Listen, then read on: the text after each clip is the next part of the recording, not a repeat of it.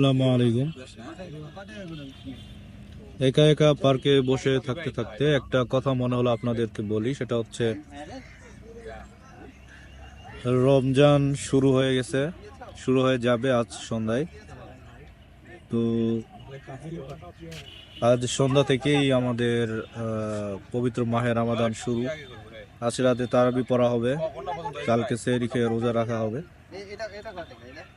তো আমাদের নিয়ত, আমাদের একটা নিজের প্রতি একটা কসম করা উচিত যে এই রমজানে যত ধরনের আমাদের সমস্যা আছে নফসকে নিয়ন্ত্রণ করা এবং রোজা একমাত্র ইবাদত যেটা আল্লাহর জন্য মানুষ না খেয়ে থাকে। তো এইখান থেকে অনেক শিক্ষা আছে, যেরকম পরিমিত আহার এবং ধৈর্য, সহনশীল হওয়া, ধৈর্য ধারণ করা। এই শিক্ষাগুলো আমাদের জীবনে যাতে আসে, আল্লাহ আমাদের সবাইকে কবুল করুন। আসসালামু আলাইকুম।